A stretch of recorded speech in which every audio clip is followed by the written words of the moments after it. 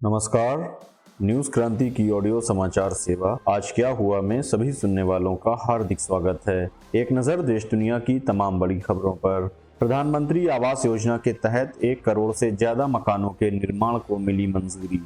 26 जनवरी को दिल्ली में tractor parade निकालने को लेकर दिल्ली पुलिस और किसान संगठनों में नहीं बनी सहमति। FSSAI ने अंडे और चिकन संभल कर खाने की दी चेतावनी। कोझिकोड विमान हादसे में रिपोर्ट सौंपने की समय सीमा बढ़ाई गई।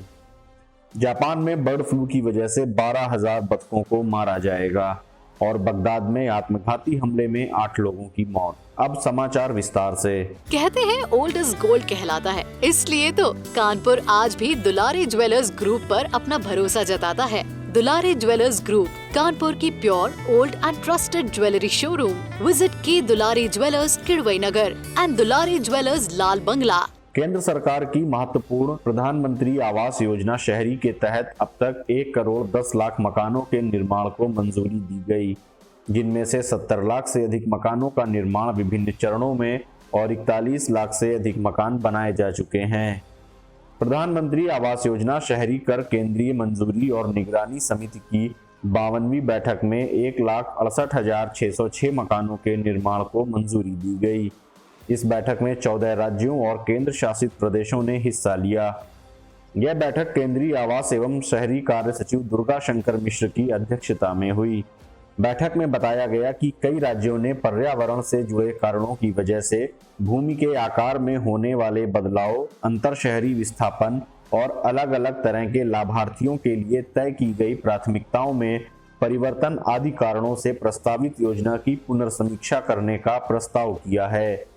योजना के तहत 70 लाख से अधिक मकानों का निर्माण विभिन्न चरणों में है और 41 लाख से अधिक मकान बनाए जा चुके हैं।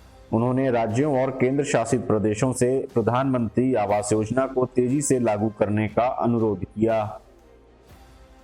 राष्ट्रीय राजधानी दिल्ली में 26 जनवरी को गणतंत्र दिवस के अवसर पर ट्रैक्टर परेड निकालने को लेकर गुरुवार को किसान संगठनों और दिल्ली पुलिस के बीच कोई निर्णय नहीं हो सका। किसान कृषि सुधार कानूनों को रद्द करने और फसलों के न्यूनतम समर्थन मूल्य को कानूनी दर्जा देने की मांग को लेकर दिल्ली की सीमाओं पर पिछले 57 दिनों से आंदोलन कर रहे हैं और गणतंत्र दिवस के दिन राजधानी के आउटर रिंग रोड पर ट्रैक्टर परेड निकालने पर अड़े हैं। बैठक के बाद किसान नेताओं ने कहा कि पुलिस ने उन्हें गणतंत्र दिवस के कारण राजधानी में घुसने से मना किया है, जबकि वे दिल्ली में रैली निकालना चाहते हैं।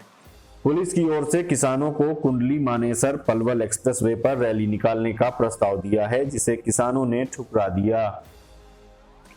बैठक के बाद किसान नेता दर्शन पाल ने बताया कि दिल्ली पुलिस ने कहा है कि आउटर रिंग रोड पर ट्रैक्टर परेड की अनुमति देना मुश्किल है और सरकार भी इसके लिए तैयार नहीं है, लेकिन किसानों ने कह दिया है कि वे रिंग रोड पर ही रैली करेंगे।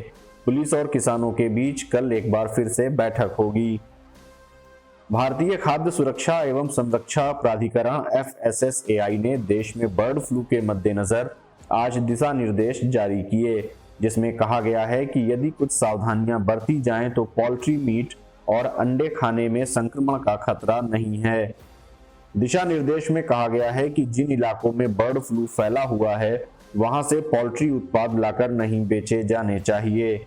साथ ही ग्राहकों को भी चाहिए कि ऐसे पोल्ट्री उत्पाद ना खरीदें।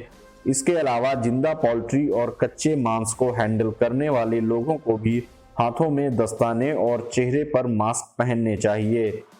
इसके साथ ही साफ सफाई का भी विशेष ध्यान रखना आवश्यक है। उपभोक्ताओं को कहा गया है कि वे खरीद कर लाने के बाद मांस को धोते और पकाते समय सावधानी रखें। मांस को पानी का नल चलाकर उसके नीचे नहीं धोना चाहिए। इस दौरान हाथों में दस्ताने जरूर होने चाहिए। FSSAI ने बताया कि पकाने के दौरान पूरी तरह से उबालने पर बर्ड फ्लू का वायरस अपने आप मर जाता है, इसलिए पके हुए मांस से संक्रमण का खतरा नहीं रहता।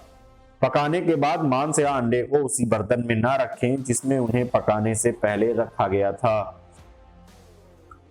केरल के कोझिकोड में पिछले साल हुए विमान हादसे की जांच रिपोर्ट सौंपने के लिए जांच दल को 2 महीने का अतिरिक्त समय दिया गया है।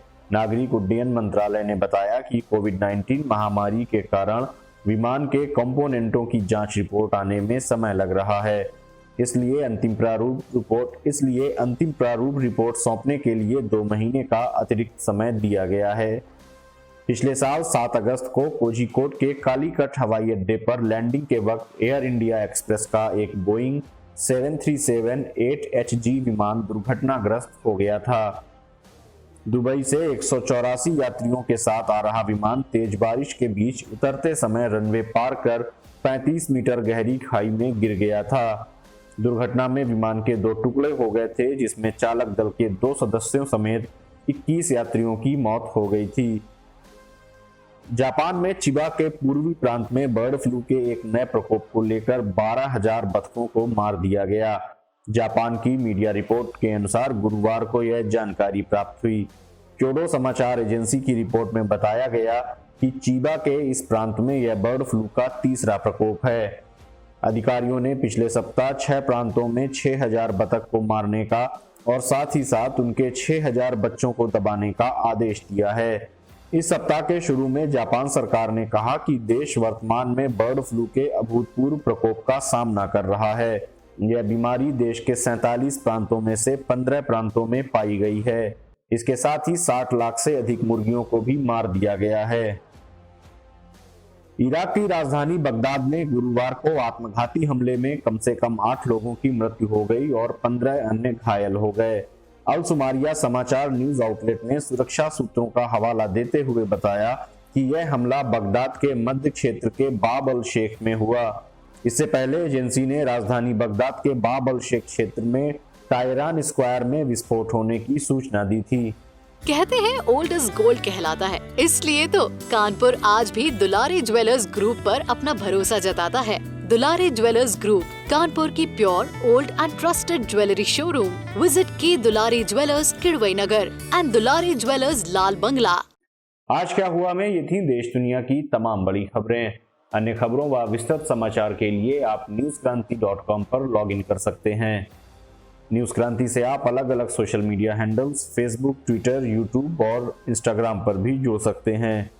न्यूज क्रांति से जुड़े रहने के लिए धन्यवाद। शुभ रात्रि।